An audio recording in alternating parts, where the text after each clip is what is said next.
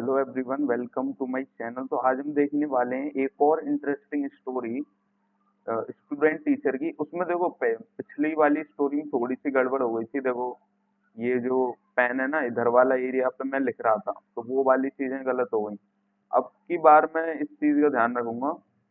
तो स्टूडेंट क्या बोलता है इस पे टीचर से कि भाई मेरे को ना फोर्सेस बनाने में और ये सब करने में, फोर्सेस जो मैकेनिक्स में फोर्सेस वाला पोर्शन होता है ना, उससे वो क्वेश्चन सॉल्व नहीं हो रहे फोर्सेस के। तो टीचर से बोलता है कि भैया आप कुछ करो ना।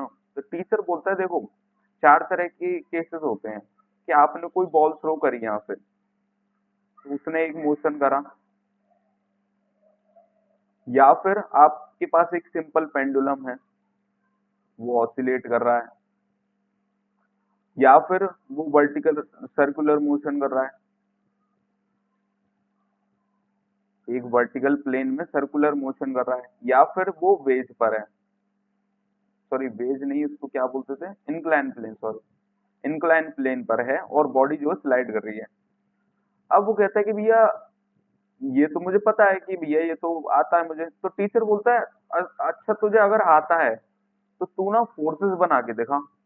तो वो कहता है सिंपल है भाई, देखो यहाँ पर मैं क्या करूंगा, एक वेट बना दूंगा और यहाँ पर एक थ्रोइंग फोर्स आपने थ्रो करा है ना, तो उसकी वजह से फोर्स लग रहा होगा।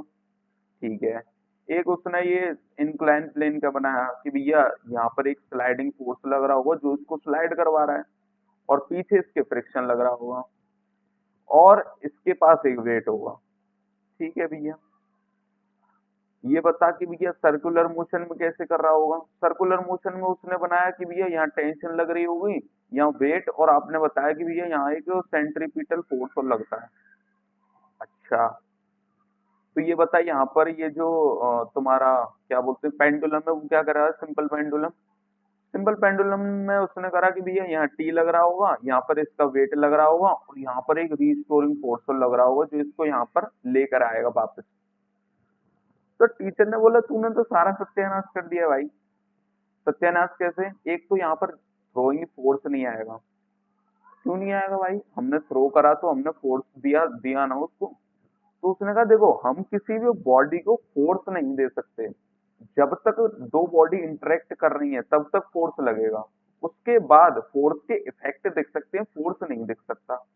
यानी कि जब मैंने बॉडी को थ्रो करा तो उसको, मतलब थ्रो करके अब मैंने छोड़ दिया, बॉडी बॉडी मेरे से इंटरेक्ट नहीं कर रही है, तो मैंने उसको वेलोसिटी दे दी जिसकी वजह से ये इस तरह का पाथ फॉलो कर रहा है, नहीं तो नीचे ही गिर जाता। सिर्फ इस पर यही फोर्स लगेगा क्योंकि अर्थ इससे इंटरेक्ट कर रही है इस टाइम पर। तो पहली गलती उसने ये बताई। दूसरी, उसने इंक्लाइन प्लेन पे गया। वो इंक्लाइन प्लेन पे ये स्लाइडिंग फोर्स नहीं लगता है। इंक्लाइन प्लेन कैसा होता है, कुछ इस तरह से होता है।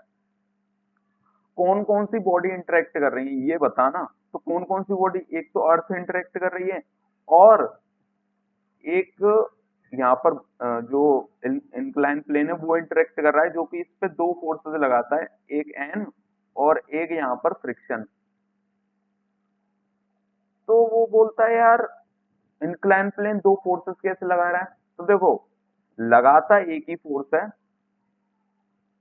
लगाता तो वो एक ही फोर्स है, लेकिन ये दो कंपोनेंट में बढ़ जाता है।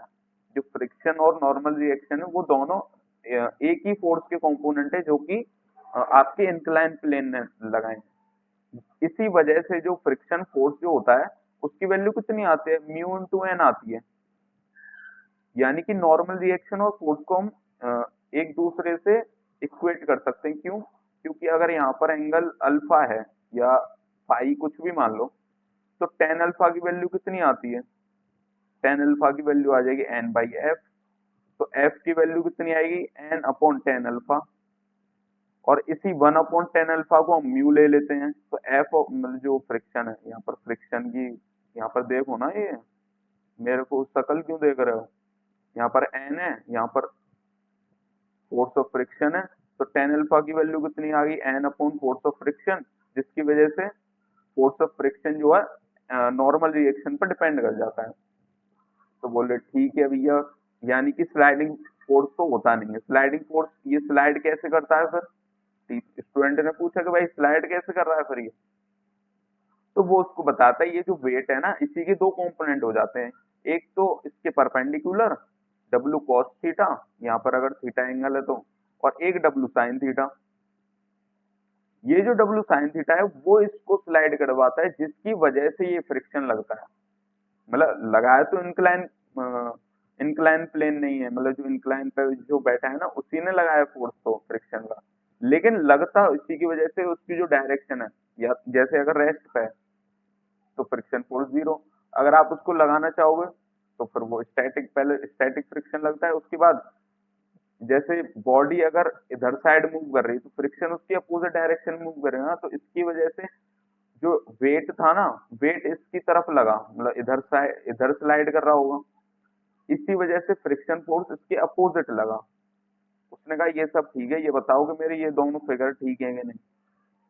तो उसने कहा देख यहाँ पर तूने गुड़ गोबर कर दिया, ये बता कौन कौन सी चीजें इंटरेक्ट कर रही हैं। एक तो अर्थ इंटरेक्ट कर रही है जिसकी वजह से ये वेट लग रहा होगा, और एक ये स्प्रिंग इंटरेक्ट कर रही है, तो ये सेंट्रीपिटल फोर्स कहाँ से आ गया। तो उसने कहा कि भैया आपने ही तो बताया था कुछ सेंट्रीपिटल फोर्स लगता है जब सर्कुलर मोशन कर रहे होते हैं। तो वो बताता है देखो सेंट्रीपिटल फोर्स एक रिजल्टेंट फोर्स है जो कि एक्ट करता है अलोंग अलोंग रेडियस, जिसकी वैल्यू यहाँ पर कितनी दे रखी है, टी माइनस डब्ल्यू हो जाएगी यहाँ पर। तो सेंट्रीपिटल फोर्स एक रिजल्टेंट फोर्स है, ना कि कोई फोर्स एक्ट कर रही है, इंटरेक्ट नहीं करती है सेंट्रीपिटल फोर्स। तो यहाँ पर उसने गलती बता दी, तो कुछ डायग्राम सिर्फ ऐसे ही हो जाएगा, यहाँ पर टी लग रही होगी, यहाँ पर डब्ल्यू। ठीक है भैया, अब बताओ यहाँ पर क्या दिक्कत है। यहाँ पर भी सेम दिक्कत है, समझ गया होगा। दो चीजें इंटरेक्ट कर रही है, एक स्ट्रिंग और एक तुम्हारी अर्थ, जिसकी वजह से वेट लग रहा है, और स्प्रिंग की वजह से टेंशन लग रहा है। तो ये जो क्या बोलते हैं रिस्टोरिंग फोर्स है वो एक रिजल्टेंट फोर्स है, टेंशन का एक कंपोनेंट आता है। जो जैसे यहाँ पर अगर थीटा मान लूं तो जो रिजल्टेंट फोर्स है वो टी कॉस थीटा के बराबर है। ये एक रिजल्टेंट फोर्स है जो कि मदद करता है पेंडुलम को वापस आने में, लेकिन ये लगता थोड़ी ना है। ये तो रिजल्टेंट फोर्स है, मतलब इमेजिनरी फोर्स है, हमने बस समझने के लिए बनाया। ये लगता थोड़ी ना है बॉडी पे। बॉडी पे तो वही लगेगा ना जो इंटरेक्ट कर रहा है, स्ट्रिंग इंटरेक्ट कर रही है इसकी वजह से टी लग रहा है, अर्थ इंटरेक्ट कर रही है तो डब्ल्यू, और कुछ फोर्स लग ही नहीं सकता क्योंकि वो इंटरेक्ट नहीं कर रहा है। ठीक है भैया, अब वो स्टूडेंट के दिमाग में कहानी आई कि भैया यार एक चीज बताओ कि और तरह के, ये तो सिंपल केसेस हो गए, और कोई भयानक केसेस भी होते हैं। तो उसने कहा देखो थोड़े भयानक देखेगा तो तेरे दिमाग में ऐसे आ सकते हैं कि अगर मैंने जो ये जो बॉडी है इस पर कोई एक्सटर्नली इंटरेक्ट करने लग जाए, तो मैंने मान के चले इधर की तरफ फोर्स लगा रहा हूँ कंटिन्यूअसली, इंटरेक्ट करने का मतलब लगा रहा हूँ मैं फोर्स उस पर, मैंने छोड़ा नहीं है। तो वो क्या करेगा, इस बॉडी को ऊपर की तरफ धकेलेगा, जिसकी वजह से फ्रिक्शन लग जाएगा इधर, और नॉर्मल रिएक्शन लग जाएगा इधर, और वेट तेरा लग ही रहा था अर्थ के इंटरेक्शन के चक्कर में। अब यहाँ पर जो तुम्हारा इंक्लाइन प्लेन है वो इस डायरेक्शन में फोर्स लगा रहा है, क्योंकि नॉर्मल रिएक्शन इधर है, फ्रिक्शन फोर्स इधर है, तो नेट फोर्स कितना हो गया, इधर हो गया।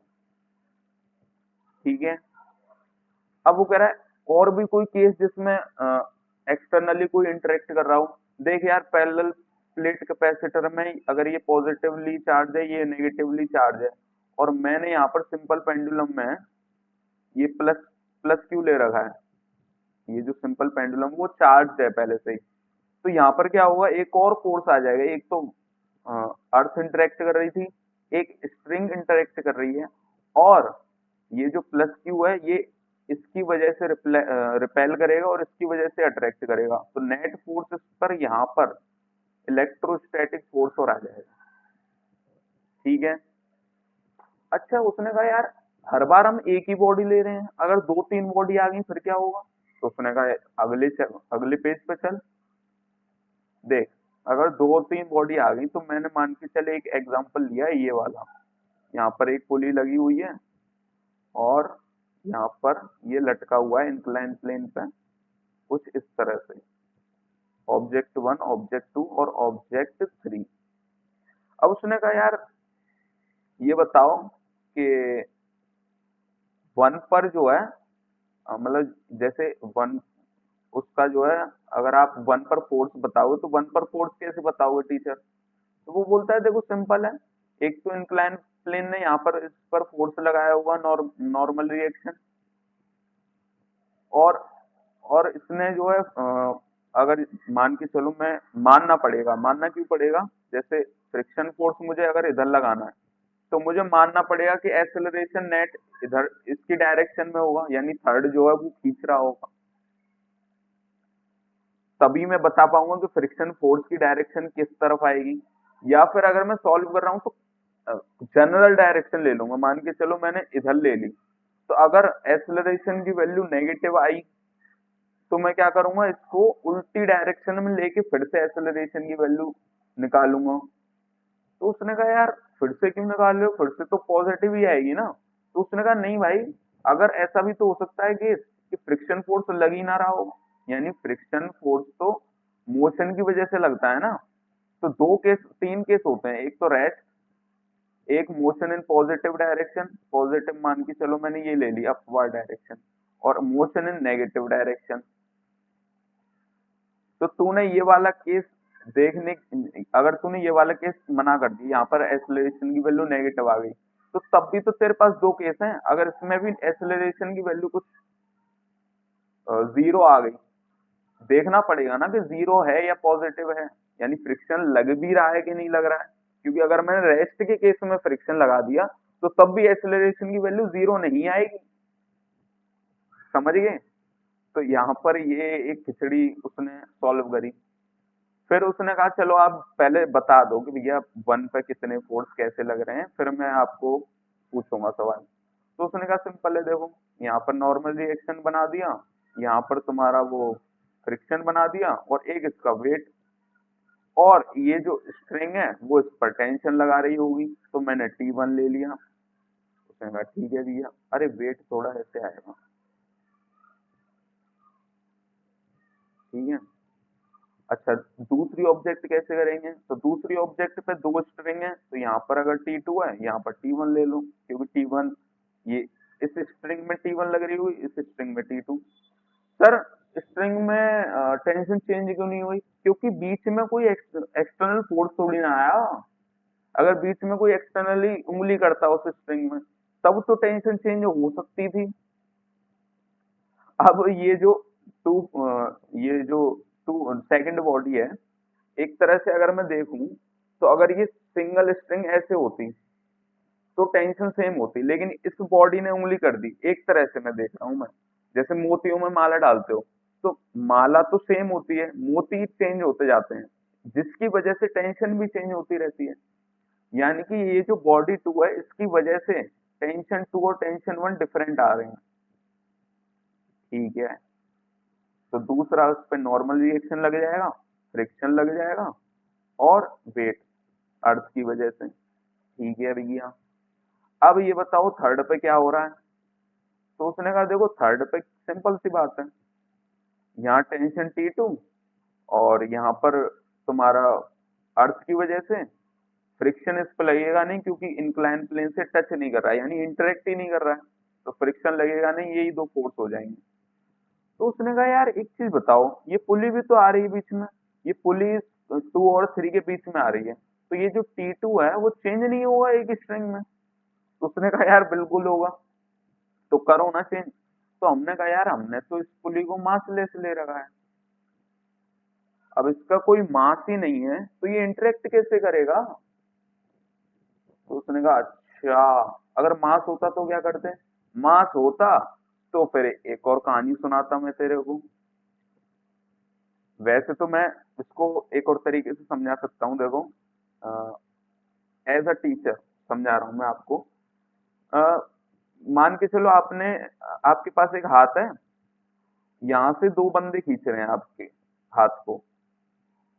अरे यार ये और इसका, हाँ मैं थोड़ा अगली अगली स्लाइड पे समझाता हूँ। देखो आपका ये हाथ है, और सेम स्ट्रिंग को ऐसे दो बंदे खींच रहे हैं, यहाँ पर ये ज्यादा दम लगा रहा है तो यहाँ पर ज्यादा टेंशन होगी, यहाँ पर ये कम दम लगा रहा है तो यहाँ पर कम टेंशन होगी। यानी कि आपका जो हाथ है वो अलग अलग फोर्स लगाएगा उस स्ट्रिंग पे, जिसकी वजह से टेंशन बीच में से ही चेंज हो जाएगी। ठीक है, अब ये चीज मैं बाद में आपको समझाऊंगा कि कैसे कैसे क्या हुआ। ये हम अगली स्टोरी में देखेंगे, शायद अगली या अगली से अगली, क्योंकि अभी ये थोड़ा रोटेशन में थोड़ा चला जाता है मामला। ठीक है, अभी एक और चीज वो पूछता है, वो कहता है यार तुमने ना ये जो फोर्सेस हैं, असल में ये जो फोर्सेस है वो उसने मिड पॉइंट से बनाए थे, तो तुम मिड पॉइंट पे ज्यादा क्यों ध्यान दे रहे हो भाई? ये जो सेंटर ऑफ ग्रेविटी उस पे क्यों ध्यान दे रहे हो इतना? यहाँ पर भी आप, वैसे तो मैंने ये अलग अलग दिखा दिए, लेकिन जनरली ये फोर्स ऐसे मिड पॉइंट पर टीचर बनाते हैं ऐसे। ये जो फ्रिक्शन वगैरह है वो सारे मिड पॉइंट पे बनाते हैं, क्योंकि हम उसको जो पूरी बॉडी है उसको पॉइंट मास की तरह लेते हैं।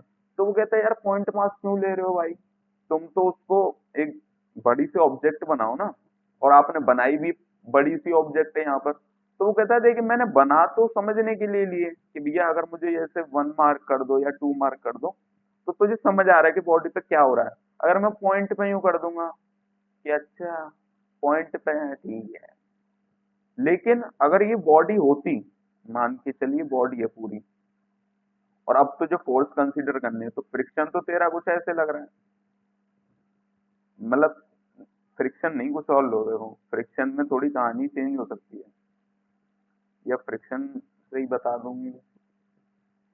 अभी नहीं, अभी फ्रिक्शन से नहीं बता रहा, अभी मैं किसी और चीज से बताऊंगा। देखो आप ऐसे समझो कि ये एक फोर्स लग रहा था, यहाँ पर एक वेट था, तो इस पॉइंट पे था ना बीच, अगर आप आप एक पेन लो, एक पेन पे यहाँ पर बीच में उंगली मारो, तो बीच में जैसे ही उंगली मारोगे क्या होगा, ये ये जो पेन है वो ट्रांसलेशन ट्रांसलेशन मोशन करेगी, यानी कि सीधी की सीधी चली जाएगी।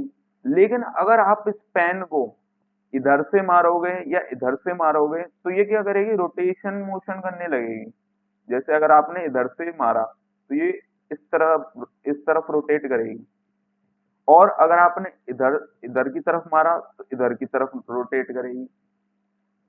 तो हम रोटेशन से बचने के लिए इसको, ये जो बॉडी है इसको पॉइंट मास लेके सॉल्व करते हैं, और बॉडी को बीच में फोर्स लगाते हैं। तो उसने कहा यार आपने तो सब कुछ बता दिया, आपने तो मेरी दिक्कत सॉल्व कर दी, अब आप ये बताओ अब अगली स्टोरी कब ला रहे हो? तो वो टीचर का जो इंटरेक्शन है वो इस तरह से होता रहता है। आपको कुछ भी इसमें डाउट आ रहा हो या कुछ भी आपका मन कर रहा हो कि भाई आप, मतलब जो भी आपका मन कर रहा हो वो आप कमेंट में जरूर भेजिए, क्योंकि मेरे को देखो, मैं तो बहुत सारी चीजें सोच कर, बहुत सारी चीजें पढ़कर तब जाके आपको बता रहा हूँ। आपको ये स्टूडेंट से थोड़ा आपको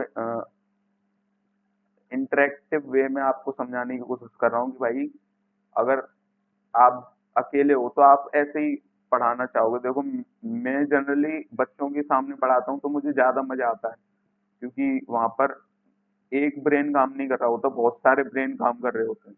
तो मैं यहाँ पर 2 ब्रेन तो पहले ही लेके बैठा हूँ कि भैया एक स्टूडेंट टीचर है और वो सारी चीजें, तो उस चक्कर में मेरे को भी थोड़ा अच्छा लगता है, क्योंकि मुझे आदत ही उस एनवायरनमेंट की है।